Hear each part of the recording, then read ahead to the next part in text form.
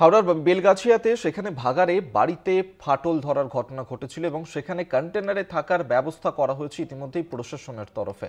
হাওড়া পুরসভার তরফ থেকে কন্টেনারের ব্যবস্থা করা হয়েছে। খিদিরপুর থেকে 7টি কন্টেনারের ব্যবস্থা করা হয়েছে। ভাগাড় এলাকা থেকে বাসিন্দাদের সরিয়ে করা হবে সয়েল টেস্ট। আপনারা জানেন যে যেভাবে ডাম্পিং গ্রাউন্ড ধসে গিয়েছিল এবং তার কারণে যেখানে জলসংকট দেখা দিয়েছিল, মূল পাইপলাইন ফেটে গিয়েছিল এবং সেখানকার একাধিক বাড়িতেও ফাটল ধরেছিল, যার কারণে কোথায় থাকবেন তাদের আশ্রয় নিয়ে নিরাপত্তাহীনতায় ভুগছিলেন তারা। প্রশাসনের তরফ থেকে যাতে ব্যবস্থা নেওয়া হয় তেমনটাই তারা দাবি তুলছিলেন এবং ভাগাড় এলাকার বাসিন্দাদের জন্য কন্টেনারের ব্যবস্থা করা হয়েছে। সেই ছবি এই মুহূর্তে দেখাচ্ছি। জগন্নাথ সামন্ত আমাদের সঙ্গে টেলিফোনে রয়েছেন প্রতিনিধি, এই নিয়ে আরো বিস্তারিত জানাবেন। জগন্নাথ, জগন্নাথ শোনা যাচ্ছে আমার কথা? দেখো শোনা যাচ্ছে, আরেকবার যদি বলো। জগন্নাথ, আমরা দেখতে পাচ্ছি যে বেলগাছিয়া এলাকাতে সেখানে যে সমস্ত মানুষজন ছিলেন তাদের থাকার জন্য একাধিক ব্যবস্থা করা হয়েছে প্রশাসনের তরফে। কি কি ব্যবস্থা নেওয়া হয়েছে এখনো পর্যন্ত? গুরুত্বপূর্ণ মিটিং বসেছিল গতকালকে ফিরাদ হাকিমের অর্থাৎ কলকাতায়। সেইখানে হাওড়া পুর নিগমের মুখ্য প্রশাসক ডক্টর সুজয় চক্রবর্তী ছিল, পাশাপাশি ইঞ্জিনিয়াররা এবং হাওড়ার একাধিক প্রশাসনের লোকরা তারা ছিল। যেটা ব্যবস্থা নেবার, যেহেতু এলাকাবাসীরা খোলা আকাশের নিচে দিন কাটাচ্ছে, রাতেও তারা ওখানেই শুচ্ছে। তারপরে এই জায়গায় যে ভগ্নদশা বাড়িগুলো, অর্থাৎ যেগুলো বাড়ি ভেঙে পড়েছে, ফাটল দেখা দিয়েছে, তাদের বসবাসের উপযোগী নেই, তাই জন্য তারা খোলা আকাশের নিচে কাটাচ্ছে। তাই জন্য গতকালকেও একটা লিলুয়া থানার তত্ত্বাবধানে মিটিং হয়েছে। সেই মিটিংয়ে সিদ্ধান্ত নেওয়া আছে যে বাড়িগুলো একেবারে ক্ষতিগ্রস্ত হয়েছে, যেই বাড়িগুলোর মধ্যে থাকা একেবারে উপযোগী নয়, তাদের জন্য থাকার বিশেষ ব্যবস্থা করে দেওয়া হবে। অর্থাৎ ওই বেলগাছিয়া ভাগাড় সংলগ্ন একটি ক্লাবের মাঠে 7টি কন্টেনার আনা হয়েছে খিদিরপুর থেকে।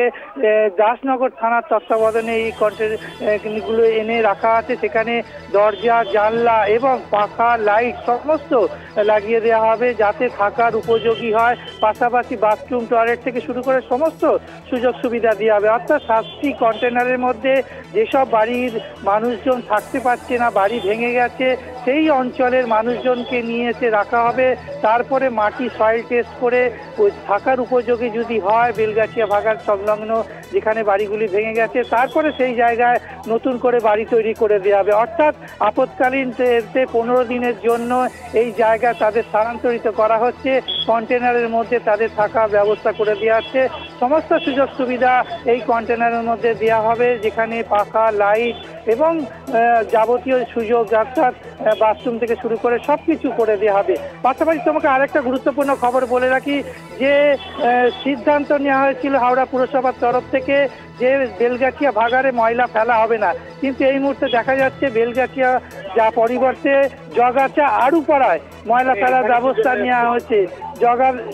যেই কারণেই এই জায়গায় বিক্ষোভ এলাকাবাসীর এবং রাস্তা অবরোধ করে ময়লার গাড়ি আটকে দিয়েছে। কেননা তারা বলছে যে সুস্থ পরিবেশে যদি এই ময়লা, অর্থাৎ 80টি গাড়িতে করে ময়লা যদি জগাছা আড়ুপাড়ায় ফেলা হয় তাহলে একটা অনেক রকম দূষিত এবং এলাকা একবারে দূষিত হয়ে যাবে, গন্ধে তারা টিকতে পারবে না। তাই নতুন করে আবার সমস্যা বাড়লো হাওড়া পুরসভার। গতকাল থেকে কোনো রকম ময়লা তোলা হচ্ছিল না এবং বেলগাছিয়া ভাগাড়ে ময়লা ফেলা হচ্ছিল না।